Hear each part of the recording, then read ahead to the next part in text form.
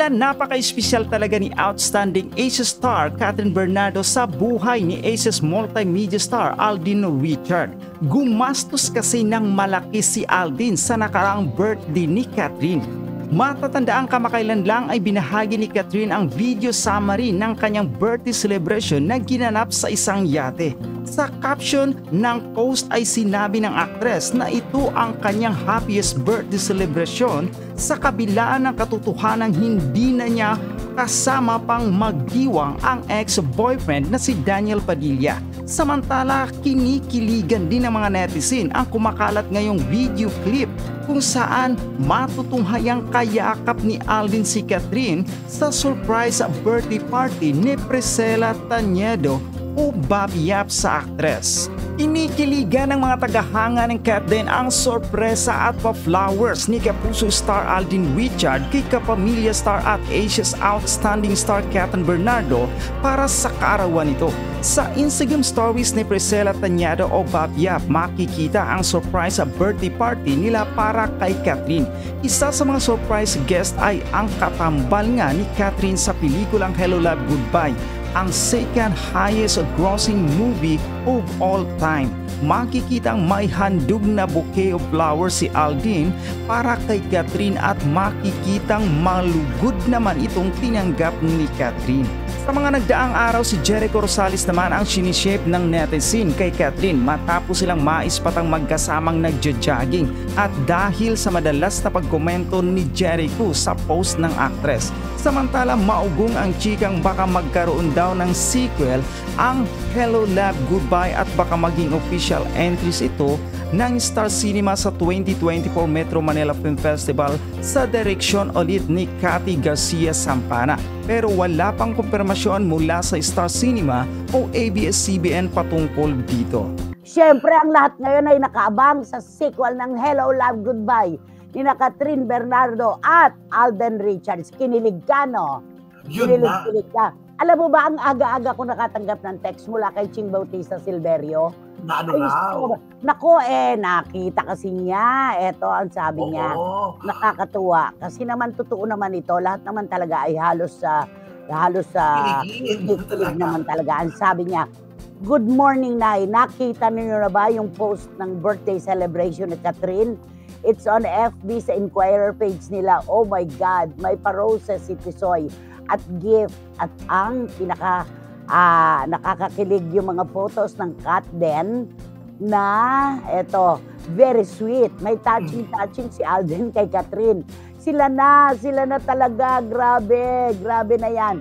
Si Ching Bautista to hindi mapagbili ng kung ano-ano ito, ng mga Kemerut, Tiba Chenas.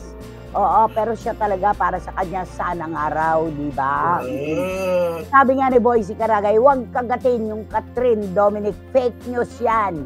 Hindi ka paniwala. O, lahat ito, sinasabi ni John. Pwede ba? Tantanan na nitong Dominic na to, ang kahit sinong babae dyan. Fake news yan. Nagsusumigaw na fake news yan. O, yun. Hinaantay na namin nila Tita Nene ang sequel ng Hello Love Goodbye. Kinikilig ako kay Tisoy. Grabe ang sweet ni Alden. Sabi pa ni Boycie Caragay. At si Lara May Abrigo magpapahuli ba? Natural. Siya ang unang-unang kinikilig talaga dito. At kung sakaling matutuloy ito, naku day, huwag ka nang makipag-unahan pa. Talagang si Lara May na yan, di ba? Ay, grabe. O, ang dami talagang kinikilig. Si Lulu Malig ng San Jose, California, Kat Den na ngayon. Ay, nako. Sama-sama na talaga tayo. At Kim Pao. At Kim Pao. Oo. Eto pa, sa akin nga, merong sabi ng isang kaibigan ko, uy, binabash ka dahil kay Alden. Sabi sa akin. Kasi daw, openly daw sinasabi ko raw na maka-Alden Richards ako. Sabi ko naman, anong gusto nyo? Ako ay magpaka-plastic na sabihin kong mas gusto ko ang iba kaysa kay Alden Richards. Hindi pa man po superstar si Alden Richards. Alam ni Romel yan. Gustong-gusto ko na ang batang ito dahil sobra po akong sumasaludo sa kanyang pagiging humble, sa pagiging mapagpahalaga sa pamilya, pagiging totoo. Ayan ang mga pa-roses. Diba, Nay? Ayan yun. Ay, Diba? Hindi yan pabango, alahas. Yan. Ay, At yung nako. roses, ako Romel, alam mo na kung magkano ang mga presyuhan ng mga bulaklak na ipinamimigay ni Alden sa mga taong mahal niya. Correct. Diba? At meron pa dyan mamaya yung pa-sweet na effect. Ang meron eksena dyan, Nay. Super Yung hinahaplos. Ayan, yung salubong. Teka, bantayan nga natin tong video na to. Bon Delinario, maraming salamat. Thank you. Ayan, sana buuin natin.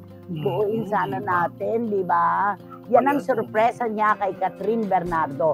Diyos ko, gumastos nga siya ng pagkalaki-laki. Umupa ng private plane, makarating lang sa birthday party ni Catherine sa Palawan. Yan pa ba naman ang titipirin niya? Di ba? Nako, Ching Bautista Silverio, Lara May Abrigo, Boyzy Caragay at lahat po ng mga Catherine Alden dyan. Eto na, nagsisimula na. Ayan na. Ang simple-simple ni Alden, naka-black t-shirt lang siya. As in, hindi katulad ng iba na magpapaka, alam mo yon? Pogi, magporma, gano'n. Postura, di ba? Yan. Nakakatuwa talaga. Ayan.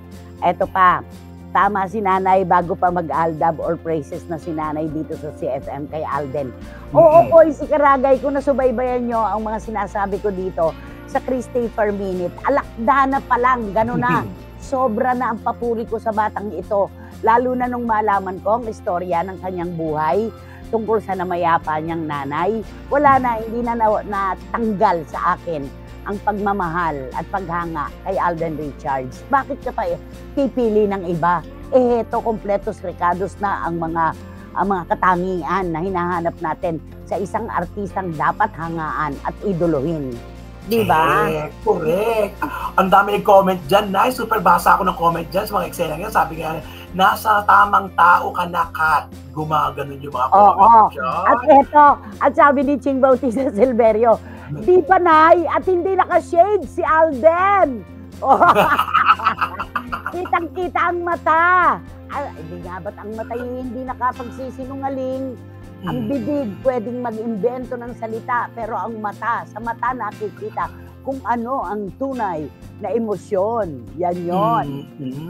At sabi ni Miss Nags, Nanay, pakisabi po kay Lara May Abrigo na nauna siya sa Bulaklak dahil may orchids po siya galing kay Alden.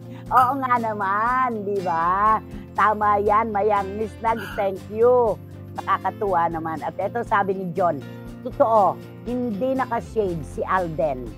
Mabubuklat mo ang puso niya sa pamamagitan ng mga mata niya. Hindi katulad ng ibang tao dyan. May mata naman pero bakit ayaw ipakita? May tinatago kaya? Ay si John! Ayun na. Alam mo, matindi. Oo. Ay talagang si Tita Nene Olanday. Wala nang iba. Alden Richards at Catherine Bernardo siya. At eto ang sabi ni Wating Wating. May kilig talaga, Nanay, hindi maitatago, lumilitaw. Napaka-strong ng chemistry ni Alden at Catherine. I'm hopeful sila na nga. Naku, hayaan mo. Ay naku, Wating-Wating, isang araw, bibiglain na lang tayo ng mga balita, no? Sana mag-swak ang mga puso nila, no, Romel? Naku, yan ang aking panalangin. Alam mo yan, Nanay. Ay nako, sabi ni Randy Balaguer ng 16 Cent Coffee, Nay, paki-orient nga po ako kung ano ang ambag ng Dominic Roque na yan sa showbiz industry. Yung significant po, ha? Wala. Ayan, 3 ulit, sinabi ni Randy Balaguer, wala. Yung significant daw, Anong significant na masasabi ko? Wala naman talaga. Okay na po tayo kay Alden. Sabi ni Dan Clavesillas, okay na po tayo kay Alden. Cortisoy, wag nang ilimpa kung kani-kanino at di pa naman gaanong panahon ng mangga. Maasim pa ang mangga ngayon. Kung sana kasintamis nang nanggagaling kina Consel Aldin at Pilipina magtalas ng Hunter Valley. Maraming tamis. Hilaw na hilaw pero ramdam mo na ang tamis, di ba? Yes. Yon. At syempre si Beaver, dinalaw tayo. Wow. Di ba? Yan, magic hurts. Beaver magtalas. Nako, napaka-imposible ng fake news na yan. Nagkasabay lang sa eroplano, sila na agad. Ay nako, tantanan, sabi ni Tita Nene Ulanday. Kumbaga parang sinabi niyang, not us, huwag kami. Oh. Eto, sabi ni Lara May Abrigo, sabi ni Mayang, go Tisoy, marami ang sumusuporta sa inyo ni Catherine. Nay, bagay na bagay po sila, di ba? Parehong humble, mapagmahal, at higit sa lahat, may malasakit sa kapwa. Deserve po nila ang isa't isa kung sakali. Support ko rin po sila, Nay. Walang halong pait. Sabi ni Mayang. Wow, Mayang! Alam mo, pag tayo'y nakikipagrelasyon, binabasa natin ang puso ng ating natitipuhan. Correct. Hinahanap natin ang katangian ng ating magulang. Karaniwan ganon. Di ba hinahanap yung katangian ng nanay sa gugustuhin ng lalaki? Silang dalawa nag-swak, parehong mabait sa pamilya, di ba? Mapagmalasakit. At si Mama Min, Diyos ko, bukang boto kay Alden. Totoo. Pero alam mo, kahit boto ang magulang, kung ayaw ng anak, wala silang magagawa. Ang magandang kombinasyon, yung itinitibok na ng puso ng anak, gusto pa rin ng mother at father. At ang buong pamilya. Yun na yun, di ba? Sabi ni Eddie Letada, okay ako kay Alden at kay Catherine. Huwag nang sasawsaw pa ang iba dyan. Layo-layo muna ang mga taga Marikina. Ayaw ni Eddie Letada. Ano ba? Nakakaloka. Eto pa uli si John. Eto. Si Alden, wala nang kailangan pang gamitin kahit sino. Pwede pa nga siya ang magamit. Pero hindi yon si Catherine.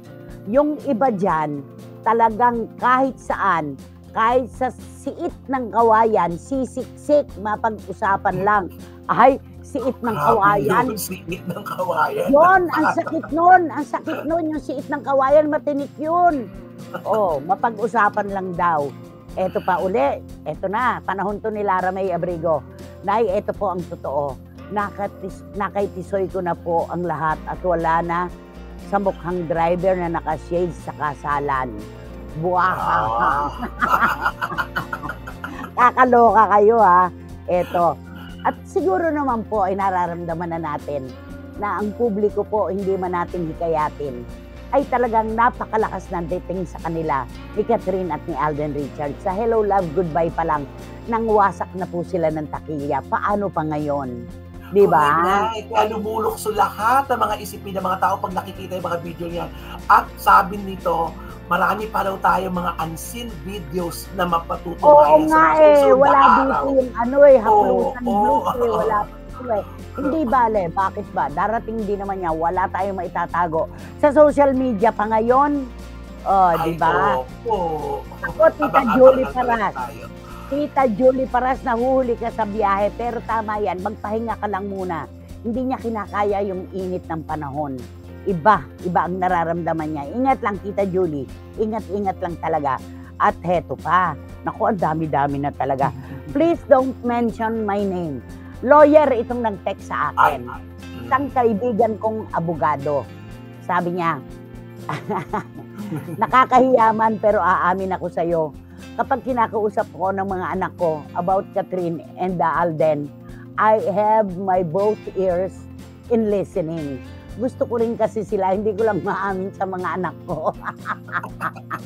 Thank you, sis. Maraming salamat. Ano kaya ang nararamdaman ngayon ng ex ni Catherine? Gigil na gigil siguro. Good karma for Cat then. Yahoo, sabi ni Ching Bautista Silverio. Ano pa nga ang masasabi, Eddie? Ay, nako. Nanghihinayang sigurado. Di ba? Alam mo, kahit ano pa ang gawing patutsada ngayon o palabas ng kampo ni Daniel, hindi na mismo kakagatin ng tao. Kahit pa ano, kahit pa magsalita si Carla ng kung ano-ano bilang pantakip sa kalungkutan ng kanyang anak at pag-iisa, wala, hindi kakagatin sa mga panahong to.